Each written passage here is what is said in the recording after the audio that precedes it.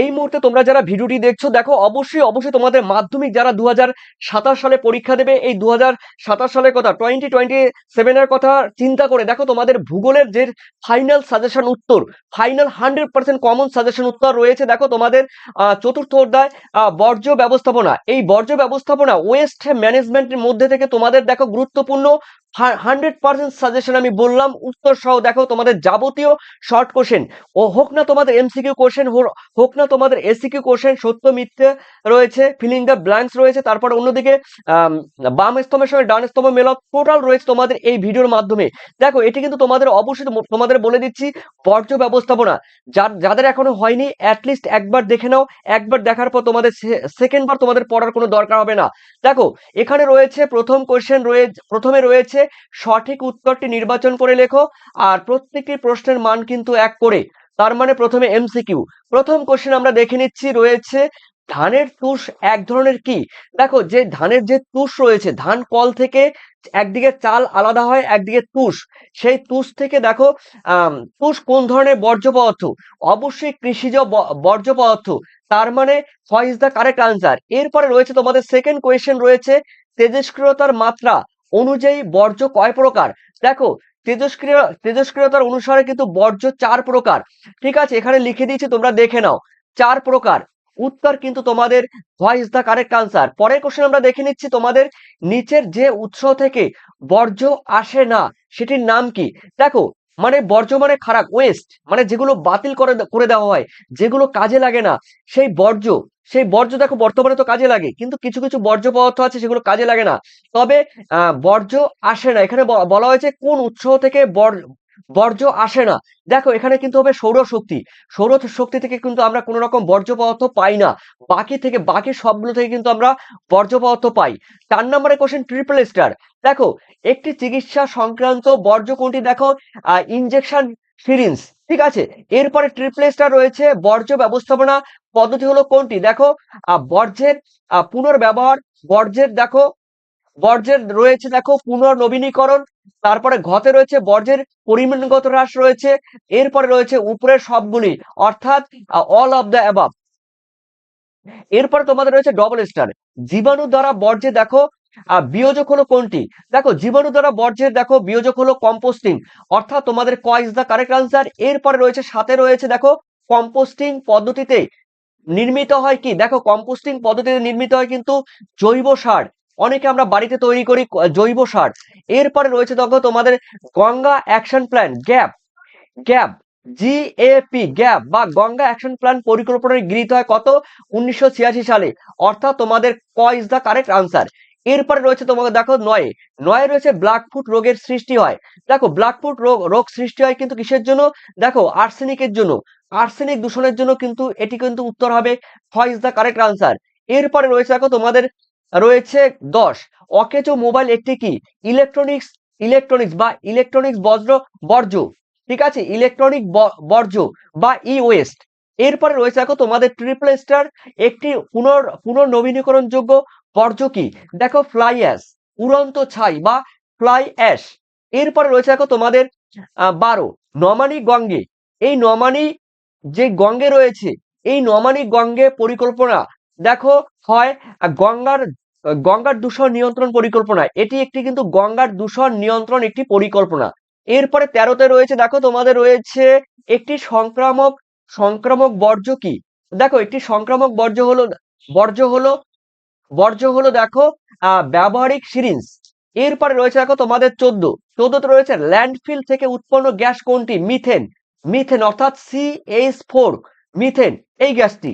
এরপরে রয়েছে তোমাদের দেখো 15, নিম্নলিখিত কোনটি বর্জ্য দেখো পদার্থ জৈব অভঙ্গুর বর্জ্য, ঠিক আছে, তার মানে এখানে কিন্তু উত্তর হবে কিন্তু প্লাস্টিক, এটা কিন্তু খুবই খুবই গুরুত্বপূর্ণ এবং ভিভিআই।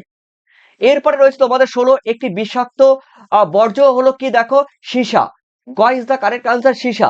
এরপরে রয়েছে ডবল স্টার, যানবাহনের কার্বন কণা নির্গমন রোধের জন্য ব্যবহার করা হয় কি, স্ক্রাবার, অর্থাৎ তোমাদের গ is the correct answer scrubber. এরপরে 18 নম্বর কোশ্চেন, মানব শরীরে দূষিত জল থেকে সৃষ্টি হয় আমাশয় রয়েছে, কলেরা হয়, টাইফয়েড হয়, এগুলো। এরপরে রয়েছে দেখো তোমাদের 19, পারমাণবিক চুল্লি থেকে পাওয়া যায় কি? তেজস্ক্রিয় বর্জ্য। তেজস্ক্রিয় বর্জ্য অর্থাৎ খ ইজ দা কারেক্ট আনসার। এরপরে ট্রিপল স্টারের মধ্যে রয়েছে দেখো, জীব বিশ্লেষক গুলিকে ব্যাকটেরিয়ার দ্বারা বিশ্লেষণ করার পদ্ধতিকে কি বলে? কম্পোস্টিং। অর্থাৎ এই কোশ্চেনটি পরীক্ষায় 99% কিন্তু দেবে। এরপরে চলো আমরা রয়েছে ট্রিপল স্টার ফ্লাই অ্যাশ। এই উড়ন্ত ছাই কোথা থেকে পাওয়া যায়? খুবই গুরুত্বপূর্ণ, তাপবিদ্যুৎ কেন্দ্র থেকে পাওয়া যায়।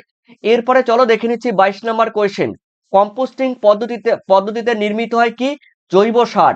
গ ইজ দা কারেক্ট আনসার। এরপরে রয়েছে তোমাদের 23, উচ্চ তাপমাত্রায় বর্জ্য পুড়িয়ে ফেলার যন্ত্র হলো কি? দেখো ইনসিনেরেটর। অর্থাৎ ইনসিনারেটরের মাধ্যমে কিন্তু বর্জ্য পদার্থটা কি করা হয় বলো? পুড়িয়ে ফেলা হয়। পুড়িয়ে ফেলার কিন্তু একটি যন্ত্র বলা যায়। এরপরে রয়েছে ক্লিন সিটি পরিকল্পনাটি পরিলক্ষিত দেখো কোথায়? উত্তর কিন্তু হবে দিল্লিতে।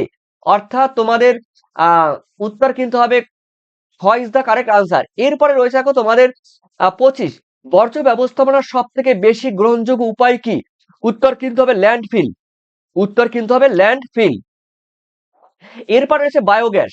বায়োগ্যাস বা কৃষি ক্ষেত্র থেকে বা জমি থেকে উৎপাদিত প্রধান গ্যাসটির নাম কিন্তু মিথেন, CH4, মিথেন।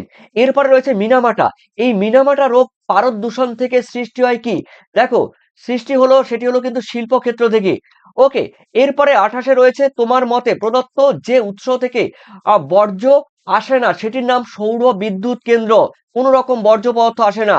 এরপরে 29-এ রয়েছে, একটি জীব অবিশ্লেষক বা অজৈব পদার্থের উদাহরণ কি? দেখো কাজ। এই কাজ কিন্তু অজৈব ভঙ্গুর। ঠিক আছে। এরপরে রয়েছে দেখো তোমাদের 30, বিপজ্জনক বর্জ্য ফেলার জায়গাকে কি বলে? ল্যান্ডফিল। অবশ্যই হ্যাঁ, সিকিউর ল্যান্ডফিল। অর্থাৎ তোমাদের খ ইজ দা কারেক্ট আনসার। এরপরে রয়েছে তোমাদের 31-এ, জীব বিশ্লেষক বা জৈব ভঙ্গুর বর্জ্য পদার্থ হলো কি? দেখো উত্তর কিন্তু হবে কাগজ। ঠিক আছে, উত্তর হবে কাগজ। এরপরে রয়েছে তোমাদের 32-এ রয়েছে দেখো, কোনটি জৈব পদার্থ বর্জ্য পদার্থ? উত্তর কিন্তু হবে ধানের খড়। ধানের খড়। এরপরে রয়েছে দেখো তোমাদের আরেকটি কোশ্চেন রয়েছে, ট্রিপল স্টার ল্যান্ডফিল থেকে উৎপন্ন গ্যাসটির নাম কি? দেখো ল্যান্ডফিল যেখানে নোংরা আবর্জনা দিয়ে ভরাট করা হয়, বর্জ্য পদার্থ দিয়ে ভরাট করা হয়, সেখান থেকে উৎপন্ন হয় কিন্তু অ্যামোনিয়া গ্যাস। এরপরে রয়েছে 30-এ, পারমাণবিক চুল্লি থেকে পাওয়া যায় সেটি হলো কোনটি? তেজস্ক্রিয় বর্জ্য পদার্থ। অর্থাৎ তোমাদের খ ইজ দা কারেক্ট আনসার। এরপরে ট্রিপল স্টার কলকারখানার স্ক্রাবার ব্যবহার হয় কিসের জন্য? বায়ু দূষণ নিয়ন্ত্রণ করার জন্য, পরিষ্কার বায়ু বাতাসে বের করার জন্য এই স্ক্রাবার যন্ত্রটি শিল্প কলকারখানায় ব্যবহার করা হয়। কাগজ হলো একটি কোন ধরনের বর্জ্য পদার্থ? উত্তর কিন্তু হয় পুনর্চক্রী। ঠিক আছে, বা পুনর্নবীনীকরণ বা পুনর্চক্রী হবে। ঠিক আছে। তো একটা কথা বলে দিয়েছি, তোমরা যারা মাধ্যমিক দেবে 2027 সালের কথা চিন্তা করে, তোমাদের দেখো, তোমাদের MCQ রয়েছে, তোমাদের এসিকিউ রয়েছে, তোমাদের ট্রু ফলস রয়েছে, সেই সঙ্গে তোমাদের রয়েছে শূন্যস্থান পূরণ রয়েছে। ঠিক আছে, ফিলিং দ্য ব্ল্যাঙ্কস রয়েছে, মানে শূন্যস্থান পূরণ রয়েছে। তারপরে তোমাদের বাম দিকের সঙ্গে ডান দিক মেলানো হবে। 2 নাম্বার, 3 নাম্বার এবং 5 নাম্বারের যে সাজেশন উত্তরগুলো রয়েছে এবং ম্যাপ পয়েন্টিং রয়েছে, টোটাল তোমরা উত্তর সহ পেয়ে যাবে সাজেশন 2027 সালের। যারা পিডিএফ নেবে অবশ্যই 7890404016 এই নাম্বারে তোমরা হোয়াটসঅ্যাপ করবে। যারা পিডিএফ নেবে, টোটাল মাধ্যমিকের পিডিএফ কমপ্লিট হয়ে গেছে। যারা 2027 সালে তোমরা পরীক্ষা দেবে, তোমাদের জন্য এই পিডিএফ তৈরি করা হয়েছে। তবে পেমেন্ট করতে হবে, তবে এই হোয়াটসঅ্যাপে তোমরা যোগাযোগ করবে। ওকে। পরের কোশ্চেন রয়েছে দেখো প্লাস্টিক। এখানে একটা কথা বলছে, এটা কিন্তু গ্রুপ বি। এই বিয়ের মধ্যে রয়েছে অতি সংক্ষিপ্ত প্রশ্নের উত্তর দাও। প্লাস্টিক কোন ধরনের বর্জ্য? দেখো অবিয়োজ্য অবিয়োজনযোগ্য পদার্থ। অবিয়োজনযোগ্য মানে এগুলো কিন্তু বিয়োজন হয় না, মাটির সঙ্গে কিন্তু মিশবে না, এটি জৈব অবিশ্লেষ্য পদার্থ। তারপরে ট্রিপল স্টার একটি তেজস্ক্রিয় বর্জ্যের নাম কি? দেখো ইউরেনিয়াম রয়েছে, রেডিয়াম রয়েছে, থোরিয়াম রয়েছে। এগুলো কিন্তু তোমাদের এসএকিউ দিয়েছি। যারা পিডিএফ নেবে তোমরা কিন্তু পাবে, আর যারা পিডিএফ নেবে না তোমরা স্ক্রিনশট দিয়ে নিতে পারো। ঠিক আছে, তোমরা স্ক্রিনশট দিয়ে নিতে পারো। এরপরে রয়েছে দেখো সি। এর বাইরে কিন্তু আমি বলছি কোনো কোশ্চেন হবে না। ঠিক সেই হিসেবে কিন্তু 2027 সালের কথা চিন্তা করে কিন্তু এই পিডিএফ লেখা হয়েছে। ওকে, এবং ভূগোল, তবে ভূগোলই পাবে। তো যারা নেবে অবশ্যই যোগাযোগ করবে। ধানের খোসা পচে নির্গত হয় কোন গ্যাস? মিথেন। ওকে, সেকেন্ড রয়েছে বর্জ্য কাগজ বা কাঠ।